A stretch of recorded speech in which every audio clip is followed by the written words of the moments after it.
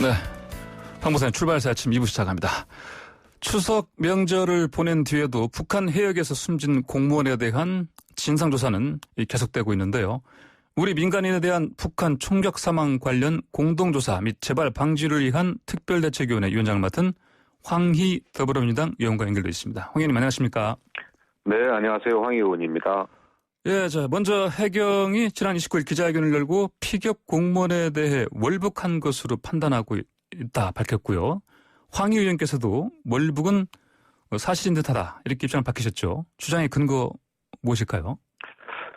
네, 그 해경이 중간 수사를 얼마 전에 발표했죠. 예. 연휴 전에. 네. 그때 보면은 이제 총 5가지인데 구명조끼 입은 점, 그다음에 부유물에 몸을 의탁한 점, 그다음에 신발을 가지런히 놨다.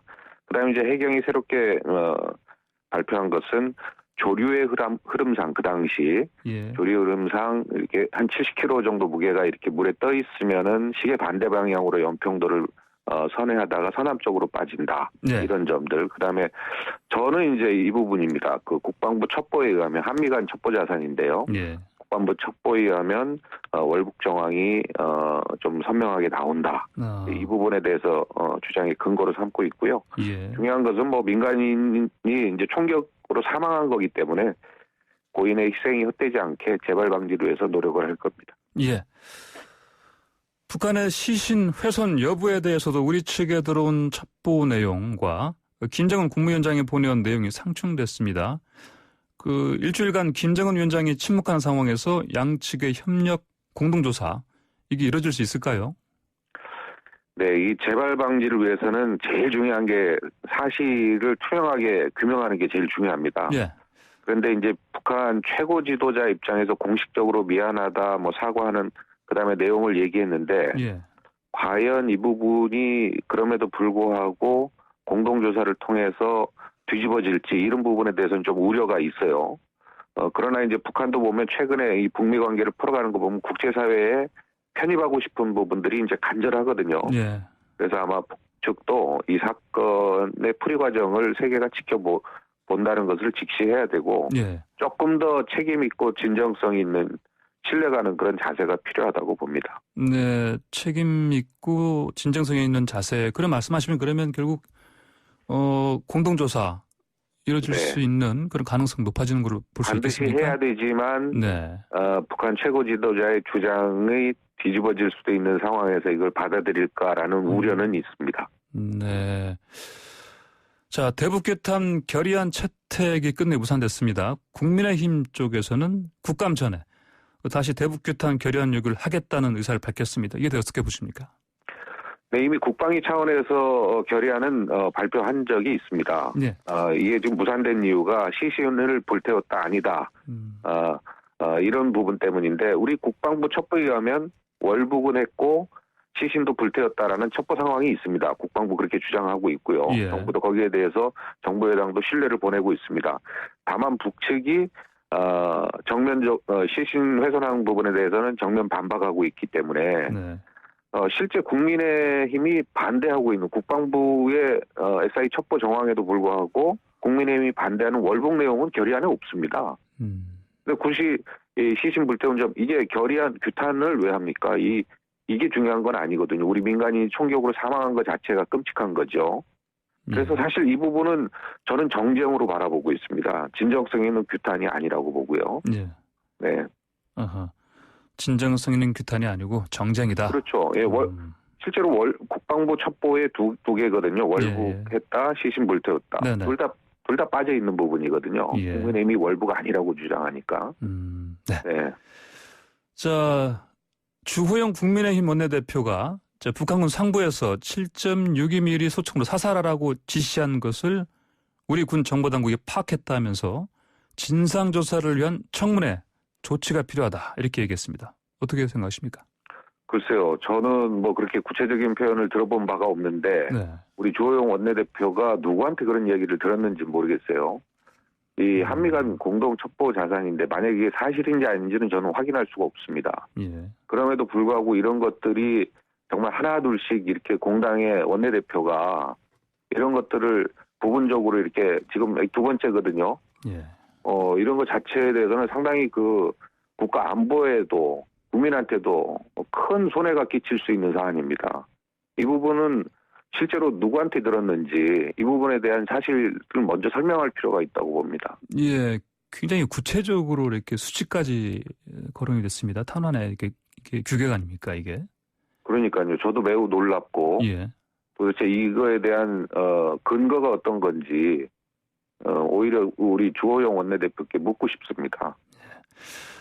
자, 더불어민주당의 우리 민간인에 대한 북한 총격 사망 관련 공동조사 및 재발 방지를 위한 특별대책위원회를 통해서 진상조사뿐 아니라 재발 방지 매뉴얼 제작도 진행되는 상황 아닙니까? 네네네. 네, 이 재발 방지를 위해서는 어떤 노력 필요하다고 보십니까? 우리 위원회가 지금 추진하고 있는 사항인데요. 예. 보통 이제 민간인 월경이라든가 접경 지역 내 재난 상황이 발생했을 때 남북이 공동하는 매뉴얼이 이미 참여정부 때 제작이 됐었습니다. 예. 근데 이런 부분이 이명박 정부 때 전량 폐기된 거든요. 당시 네. 매뉴얼을 총괄했던 그 유희인 그 위기관리센터장이 있습니다. 청와대에. 네. 이분도 우리 위원으로 모셔서 이런 부분들의 매뉴얼도 제작해서 북측에 제안하고 특히나 민간인은 어떤 상황에서 누구든지 전쟁의 상황에서도 보호돼야 된다라는 네. 원칙을 반드시 그 협정 체계를 통해서 또 국제사회 북한을 또 인권국가로 견인하는 그런 역할도 계획도 가지고 있습니다. 예. 자, 국회 외통위에서요, 한반도 평화를 위한 북한 개별 관광 허용 촉구 결의안이 자동 상정됐습니다. 네. 야당 쪽에서는 이를 두고 이런 와중에 지금 이를테면 우리 공무원이 피격된 그런 상황에 이게 지금 필요한 것이냐 이렇게 비판하고 있습니다. 어떻게 보십니까? 네. 이 공무원 피격 사건 자체는 뭐 매우 안타까운 사건이죠. 하여튼 그럼에도 불구하고 오히려 이 부분들을 더욱더 초석으로 삼아서 이런 일이 다시는 일어나지 않고 그다음에 북한의 개별 관광 허용 촉구 결의안이라는 것은 물론 이 사건이 있기 전에 이제 올라간 거죠. 그럼에도 불구하고 남북에 대한 한반도 평화 이것은 우리 전체 국민들과 민족을 위한 일이기 때문에 이것은 별도의 차원에서 개별적으로 다시 추진돼야 된다고 봅니다. 그렇다고 해서 뭘 중단하고 다시 전쟁과 대결의 상황으로 더 악화시키고 치달을 수는 없는 부분이거든요. 그래서 사안은 사안대로 우리가 진상조사를 하고 이거에 대한 재발 방지를 만들고 또 남북의 한반도 평화는 한반도 평화의 프로세스대로 또 별도로 추진해야 되는 사안이라고 보고 있습니다. 예. 자, 다음 주제로 넘어가 보겠습니다. 개천절 대규모 집회를 막기 위해서 경찰 버스로 광화문 일대가 전면 통제된 것, 이런 우리가 뭐 차벽이라고 하는데 주호영 이거를 두고 이제 주호영 국민의힘 원내대표가 뭐 코로나 계엄령이 선포된 것이다. 네. 뭐 이런 발언했습니다. 이런 주장 어떻게 생각하십니까? 이거 뭐 좀 이 발언도 좀 놀라운데요. 예. 저희가 개천절 집회 때문에 한번 광화문 얼마 전에 있던 광화문 집회 때문에 한번 난리가 난 적 있지 않습니까? 예. 아주 2.5단계로 격상되고 온 국민이 그냥 코로나 때문에 그 난리를 피웠는데 법원도 이 심각성을 인정한 거거든요. 예. 그래서 이제 집회를 불허했고요. 그럼에도 불구하고 보수단체는 집회를 강행하겠다고 으름장을 계속 놓고 있고 당연히 공권력을 동원해서 막아야죠. 그러나 이 공권력을 행사하는 과정에서 부당하거나 인권 침해 요소가 있거나 과거처럼 그러지는 않았거든요. 예. 그럼 도대체 당연히 그 정부로서는 해야 될 의무를 한 건데 거꾸로 되묻고 싶어요. 오히려 이 개천절 집회가 보수단체가 으름장 놓듯이 이루어져서 또다시 지난번 광화문 집회처럼 수많은 확진자가 나오고 이게 2.5단계, 3단계로 격상되는 상황에서 도대체 뭐라고 그러실지 저는 오히려 되묻고 싶습니다. 예, 이 철저한 방역을 위해서는 이제 이런 이를테면 뭐 드라이브스루라든지 이런 그 외 여러 가지 시위를 차단하는 자체가 필요하다는 이런 의견들도 있지만 그런데 참여연대에서가 이런 이번에 이렇게 집회를 막은 것 자체는 문제가 있다. 또 그 이재명 경기지사도 하시는 그런 취지에도 얘기를 했습니다. 어떻게 생각하십니까? 집회만 가지고는 막냐 안 막냐 이렇게 얘기하면 그럴 수 있죠. 그러나 얼마 전 있었던 얼마 전 있었던 광화문 집회에서 정말 국민의 생명과 안전이 그렇게 위협받는 상황에서 저는 정부가 또다시 이 일이 일어나면 또 반복돼야 된다고 보고요.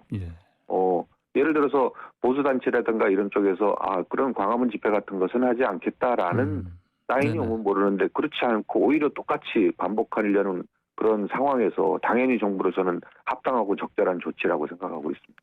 예. 그러면은 지금 이 개천절 집회와 함께 또 다음 주 10월 9일 한글날에도 이제 이런 시위를 하겠다 이런 신고들이 많이 들어오고 있습니다. 네. 한글날 같은 경우도 비슷한 방식으로 봉쇄가 필요하다 이렇게 보십니까? 네, 맞습니다. 또다시 그 코로나로 인해서 광화문 집회 이후처럼 그런 아주 국민 생명 위협받는 그런 상황이 발생되는 우려가 있으면 조금의 어떤 가능성이라도 있으면 안 된다고 보고요.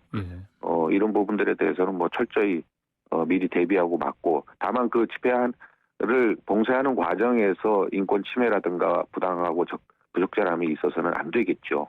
그것은 정부가 더욱더 신중하게 노력을 기울여야 될 부분입니다.